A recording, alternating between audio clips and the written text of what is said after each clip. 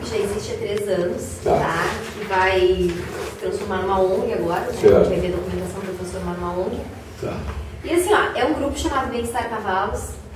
E a gente começou a fazer... Tá, pessoal de grandes animais, então. Na verdade, só cavalos. Só cavalos, tá. Porque assim, ó, algumas pessoas que estão com a gente na Bem-Estar, né, como a Mayara, por exemplo, também, né? Vocês são veterinários?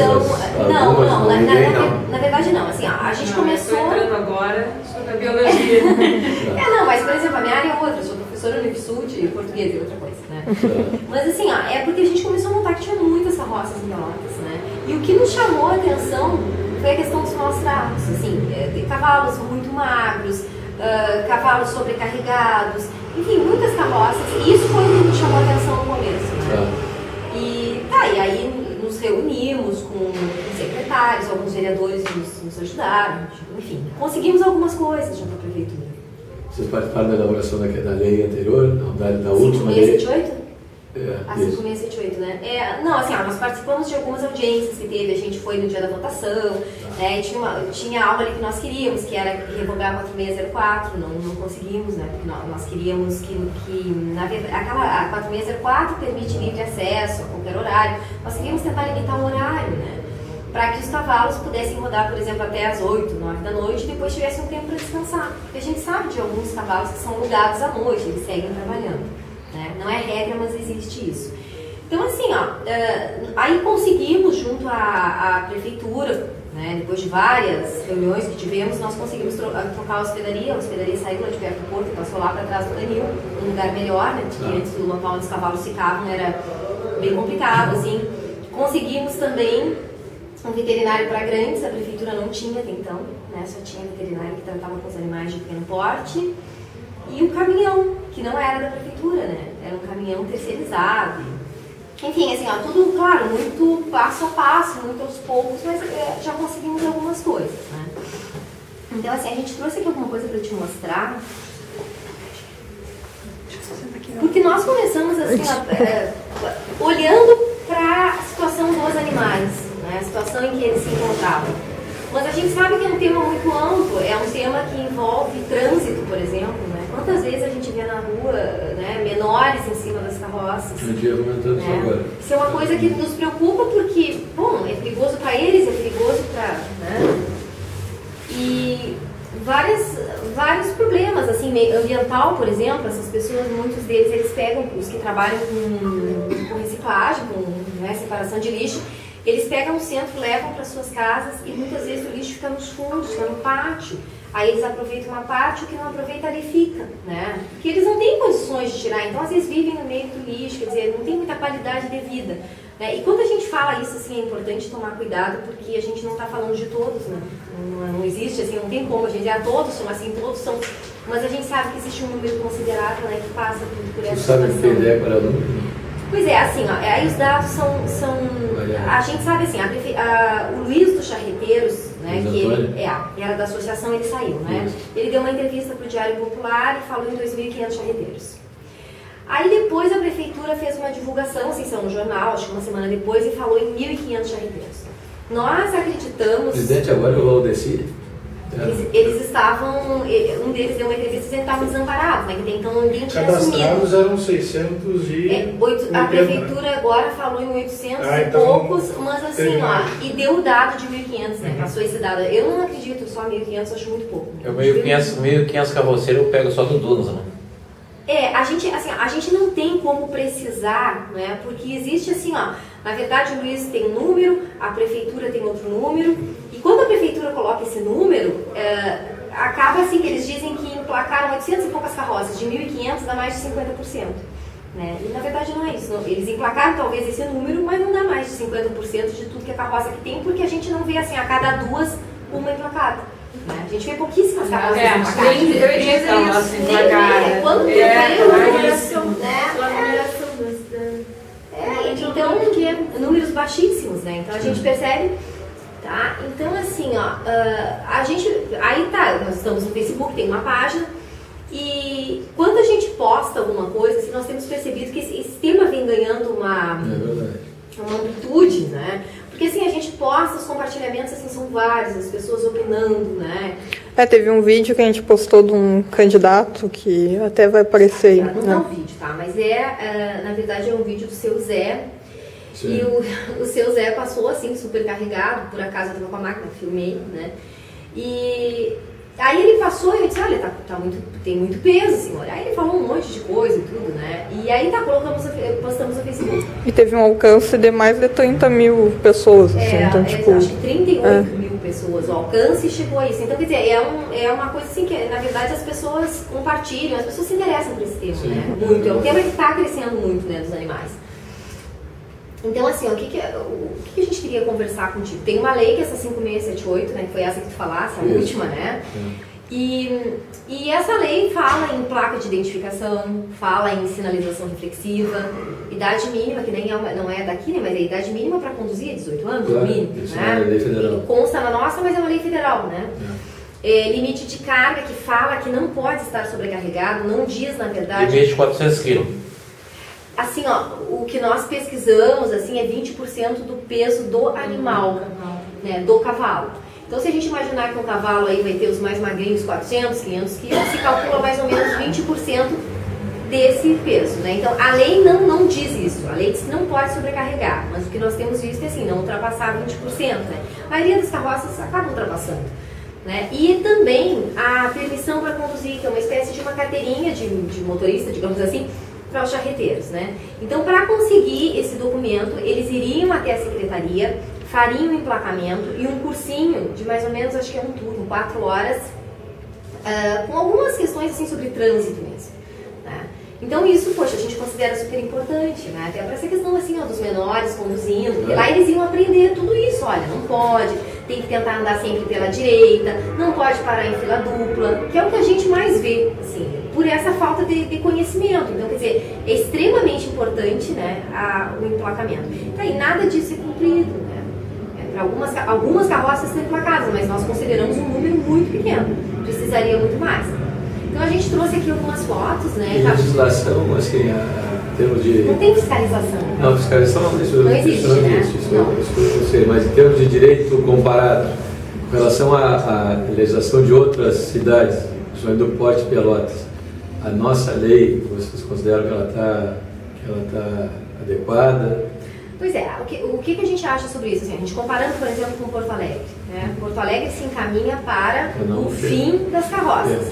A gente sabe que isso é uma coisa muito lenta. 4 vezes o tamanho de Pelotas. Seria até 2012, não deram conta, em função da Copa seria até 2012, vai até 2016. E o que eles estão fazendo lá? Que eu acho muito interessante. Eles estão oferecendo cursos aos charreteiros para que eles possam se qualificar e migrar para outras profissões. Por exemplo, pedreiro, montagem de computador, desmontagem também, que mais? Auxiliar de serviços gerais. Então, assim, ó, eles estão tentando fazer isso, né? Porque a gente sabe que tem uma questão social aí, quer dizer, a gente não tira a carroça das pessoas e diz, bom, agora tu não tem mais trabalho, tu não tem mais nada. Como assim? Não se pode fazer isso, né? Nós entendemos que nós estamos no século XXI, carroça não é mais o ideal, porque os animais não foram feitos para viver no trânsito das cidades grandes, com buzina, alguns ficam com problema no joelho, nos ossos, em função do impacto com o asfalto, né? Porque o cavalo foi feito para viver no campo, né? Então a gente entende isso, só que nós pensamos assim, ó, não há possibilidade de chegar e dizer assim, ó, não tem mais carroças em Pelotas, né? Não tem como fazer isso. Essa migração tem que ser feita aos poucos, né? E eu acho que a gente começa com o quê? Com emplacamento, com sinalização, com esses cuidados, né? Então, assim, aqui é um cavalo que morreu próximo ao Café Aquário, né? Não sei se vocês viram no Facebook. Aqui é tudo que não poderia acontecer, né? Ali na volta da Pedro Osório, a carroça está andando na contramão, não tem placa, tem bastante carga e o charreteiro está na lateral, né? Então, são coisas, que acidentes e tudo. Aqui também, ó, na contramão, sem o charreteiro. E aqui crianças, né? Foi o que eu falei pra vocês que é bem frequente. Isso é um problema enorme, porque as crianças correm demais também. Não, e não tem, elas tem como, eles não têm percepção. E outra coisa, pode causar um acidente grave, eles podem se machucar, as outras pessoas também podem. A criança é inegociável, a criança não pode poderia. Nenhum veículo. Criança não poderia. Isso é muito comum. Essa negociação não tem meio termo. Não tem o que negociar aqui, né? Bom, aqui assim, ó, a gente trouxe os cortes, aqui é um cavalinho que morreu na Dom Pedro. Esse cavalo estava muito magrinho e o charreteiro, ele passou mal, caiu, aí o charreteiro fugiu. Como não tinha, a carroça não tinha placa, né? E o cavalo também não tinha chip, quer dizer, não tinha como identificar o dono, né? Passou, ficou o corpo lá. Isso aqui foi uma denúncia que a gente recebeu ali naquelas casinhas que ficam próximas à ponte de Rio Grande. A eguinha estava muito magra. E aí fomos até lá e chamamos a apreensão. Não foi possível levar porque o caminhão da prefeitura não tem condições de levar animal doente. Porque tem que subir uma rampa, se o animal está muito fraco, não consegue subir. E aí é um problema. Aquele caminhão é adequado para animais soltos em via pública, não vai e recolhe. Animais doentes não. Só que isso é muito frequente. Toda hora um animal precisa, né? Não estou dizendo que sempre tenha que aprender o cavalo, fazer um registro de maus tratos, levar e não trazer nunca mais. Às vezes o cavalo ficou doente também, ou está muito magro, porque o carroceiro às vezes não tem dinheiro para comprar ração. Isso acontece, a gente sabe. Então, assim, ó, o que a gente entende que tem que fazer nesse caso? Tem que pegar o cavalo, tratar o cavalo, devolver e tentar fazer um projeto para poder ajudar essas pessoas também. Né? Bom, então assim, ó, o que a gente queria conversar, né, com vocês, né, a respeito do cumprimento das leis existentes, principalmente a 5678, que é essa que fala de emplacamento, de sinalização na parte de trás da carroça, né? A colocação do chip, porque a lei fala o seguinte, que o veículo de tração animal vai ser registrado e vai ter um cavalo registrado para esse veículo, né? E ele vai poder andar pela cidade com aquele cavalo. É assim, ó, a lei diz, eu não estou com a lei aqui, mas a lei diz o seguinte, que na secretaria vai se fazer o registro da VTA e de um cavalo para essa VTA, tá? Não pode trocar o cavalo. Só que assim, ó, para trocar tem que pedir autorização e tudo mais. Só que assim, ó, se nós não temos algo que identifique o cavalo, como é que eu vou saber que aquele cavalo que está transitando é o mesmo? Né? Fica complicado. E assim, ó, o chip custa R$30, né? E o leitor custa de 700 a R$1.000. Se tivesse uns dois, pelo menos, né, já daria pra gente saber que cavalo é aquele. Tá, fiscalização, porque não adianta existir lei se não tem fiscalização, a lei se perde, ela pode ser boa, mas né, pra nada serve. Esse horário aqui é aquilo que eu falei, né? Por exemplo, que à noite o cavalo pudesse descansar, né? Trabalhar durante o dia e descansar à noite. E o que nós pensamos, assim, quem sabe, um galpão de reciclagem, para que os catadores não precisassem pegar o lixo, né, do centro da cidade, levar até a sua casa nos bairros, para que eles tivessem um local no centro, para que pudesse ficar ali o lixo e ali eles fariam a seleção, o trabalho. Quer dizer, não levariam lá para suas casas, lá, porque alguns acabam jogando, por exemplo, ali no canal, alguns jogam no canal aquilo que eles não utilizam, né, até por falta dessa questão da educação e tudo, né, é um trabalho longo, na verdade, para se fazer. Tá? Então, e a gente pensamos assim, quem sabe, né, galpão entre aspas, né, seria um local, tivesse atendimento veterinário, ajuda com alimentação, e esses cursos profissionalizantes como tem em Porto Alegre, para que eles pudessem migrar, né.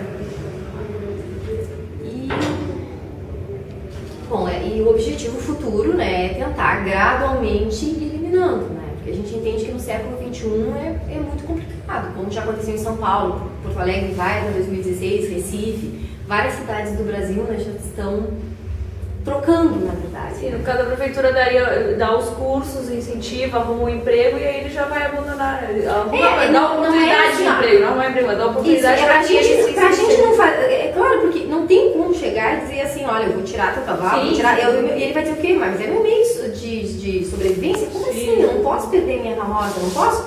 Né? Então não há como fazer isso, só que a gente acha que a gente deve incentivar essas pessoas a terem uma outra profissão, uma vida mais digna também, não é?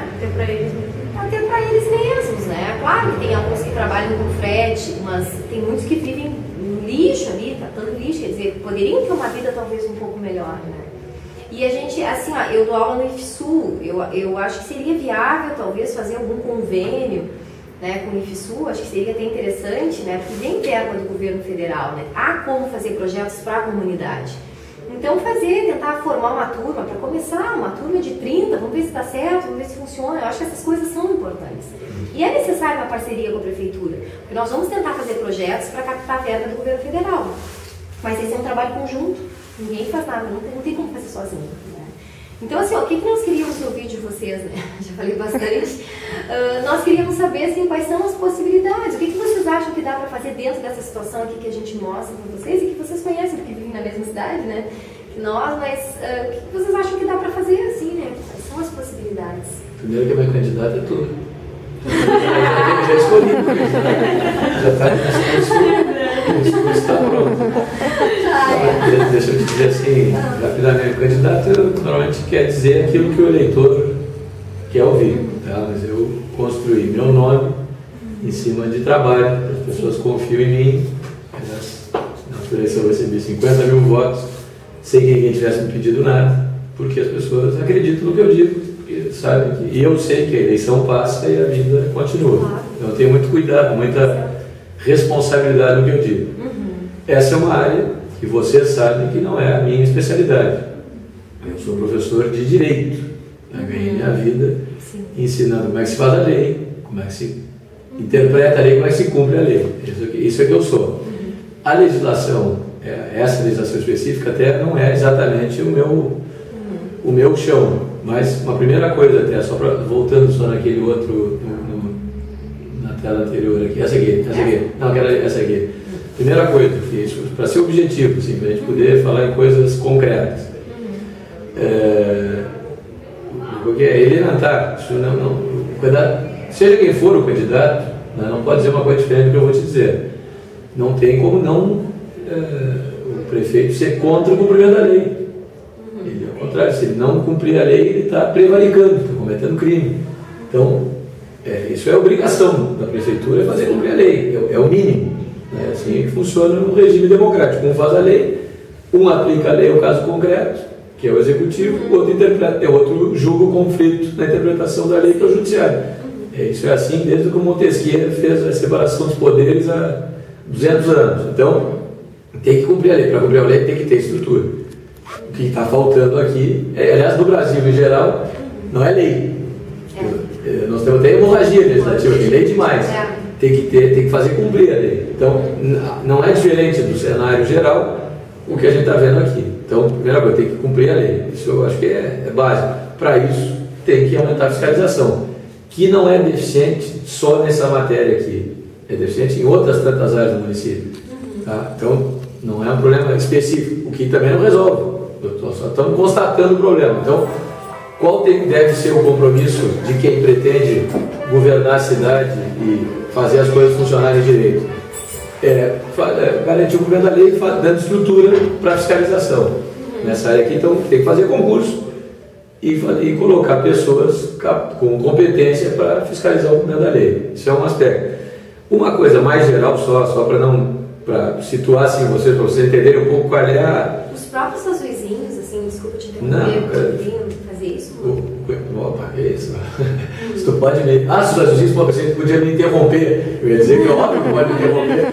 O saber é dialético, isso eu vou abrir tese e antítese para construir a síntese que é o saber. O azulzinho fiscalizar, não sei te dizer. Não sei se é competente dos azulzinhos fiscalizar veículos. Né, eu acho que não, de tração. Não. Eu acho que não é competente de azulzinhos. Não sei. Teria que ver, mas isso é uma dúvida, nós temos uma conferida nisso. Claro que quando nós estiverem placados, tem com relação a esse assunto. Eu acho que aí é veículo não de tração animal, eu acho que é só veículo de... Por essa questão da placa eu também achei, por andarem no trânsito. Não sei. Então aqui não vou nem tem que ver. Tá. De qualquer maneira, também tem que ter mais agente de trânsito. Se for aqui, quem sabe, até melhor. É um caminho que já existe, tem que fazer mais concurso. Os nossos agentes, a gente tem que aumentar o efetivo, que também está, até porque são mal remunerados, fazem concurso, quando conseguem passar no outro concurso, saem. Então a gente já não tem o número suficiente quando faz o concurso, e a permanência, a gente perde para as outras cidades aqui, porque a remuneração é baixa. Mas é uma alternativa. Só para ampliar um pouquinho, assim, para vocês entenderem, e eu acho que aí a gente... O que a gente tem dito na campanha, assim, as traves conceituais da nossa candidatura, tá?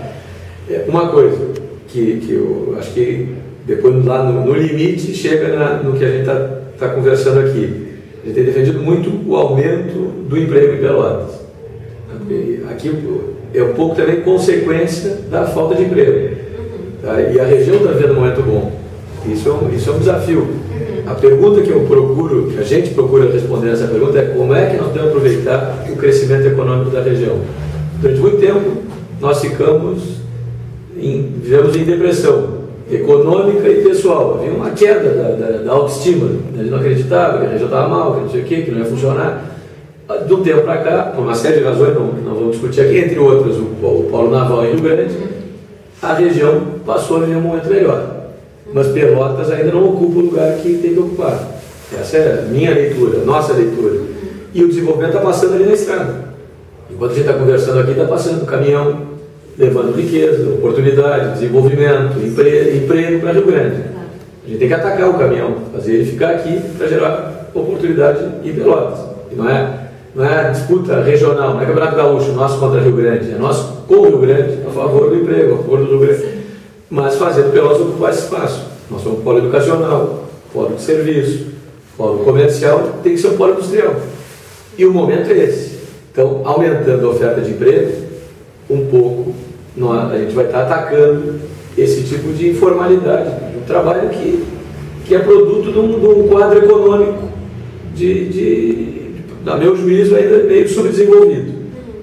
Tá certo? A tendência não encontra um quadro desse numa cidade na Europa, a não ser como passeio em Londres, em Nova York mesmo, mas aí é um passeio pelo centro da cidade, que faz parte do roteiro turístico, não tem nada a ver com a nossa realidade. Bom, isso é um aspecto. Segundo, que eu faço questão de dizer, aqui falo com uma colega, aliás, mais de uma, que tem defendido muito a questão da educação. Para mim, se há coisa que eu quero que fique como marca da campanha, é essa questão na educação. Você melhorar a qualidade do ensino em Pelotas. A educação liberta, a educação emancipa, a educação da cidadania. Quando a gente sabe, não precisa perguntar para quem está do lado, não precisa cortar, recortar e colar, como ensina o computador. Né? Isso é fundamental. Tu sabe escolher o que tu quer. Quem sabe mais vale mais, quem vale mais pode conseguir um emprego melhor. Então, seja do ponto de vista filosófico, seja do ponto de vista econômico, pragmático, a educação é fundamental, porque o sujeito, a tendência é buscar uma outra atividade. Naturalmente, quanto maior o nível de escolaridade, a tendência é que ele vá buscar uma atividade mais rentável, mais sofisticada, do que essa que justamente está obrigando o sujeito. Ninguém escolhe, aliás, o Valdo aqui vai dar um depoimento de vida aqui. Né? Ninguém escolhe seguir a vida como charreteiro. Ele só vai para cima da charrete porque teve que trabalhar muito cedo, porque teve que ajudar em casa. Geralmente é que ele não tem outra. Porque não tem alternativa, não é porque ele queira, é porque não teve como.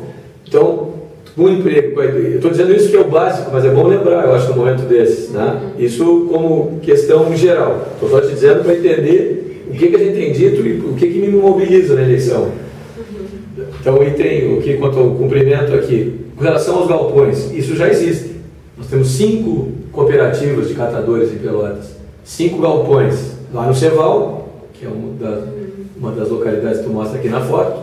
Tem um galpão lá no final da Avenida Brasil. E nesses termos aqui? O galpão de reciclagem. Não, isso não. É só um galpão. Existe o galpão. Um na Getúlio Vargas, um no Dunas, um no Fragata, um na Castilho, Doutor Amarante, e um na Ceval. São 5. Eles se organizam. São cooperativas de catadores de lixo, tá? Que recolhem o lixo, normalmente aqui nem sempre de charrete. Pois é, o Fragata diz que não é com charrete. Nenhum deles, eu acho que... Aí é VTH, é veículo de tração animal que utilizam? Não, normalmente é catador. Acho que não tem charrete. Não, às vezes tem muitos que fazem isso. Tem aquele VTH, que é o veículo de tração humana também, alguns puxam, né? Eu já vi uns quantos nos últimos dias, assim, tem chamado mais atenção também, então, né? Aí, tem também. Tem bastante. Então aqui já tem 5, tá? Aqui é uma questão só de tratar, de estruturar, de qualificar. Talvez, de tentar... Porque aí tem muita gente, cada um deles deve envolver... Quantos mil, tu tens noção desses 5? Quantos mil charreteiros estão envolvidos aí?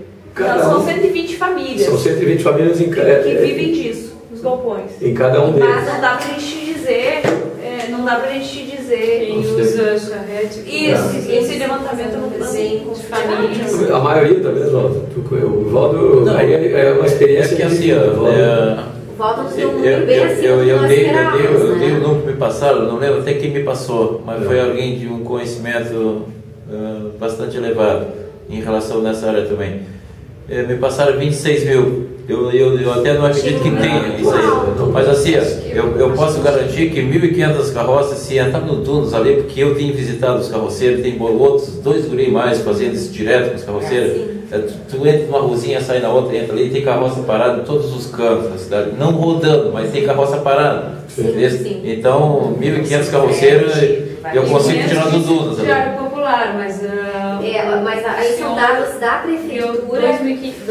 A prefeitura passou. Não, mas esse dado aí eu acho que tá não, pequeno. mais um pouco. Nós achamos que não. Nós imaginávamos Pequeno demais, não. Pela quantidade de carroceiro pequeno. Eu, como candidato que mais acertou as perguntas do Diário Popular, então, se fosse concurso para prefeito, quero dizer para vocês que eu teria sido aprovado. Tá? Vou deixar claro aqui. O grau de conhecimento da cidade, desse número, se tivesse que apostar, eu apostaria entre 2.500 e 3.000. O que a gente acha, mais ou menos. Mas não tem um consenso com relação a isso, né? Não tem muito como saber, não é? Quanto, talvez dados... Desde que houvesse fiscalização, desde que houvesse emplacamento, desde que houvesse chip... Eu quero só pegar uma colaboração assim, pequena. A fiscalização, infelizmente, é uma questão, não é nem de concurso, Matheus, ou acho que precisa chamar mais fiscais, precisa, mas é uma questão de saber de quem é a deliberação, porque o município não consegue se entender entre eles.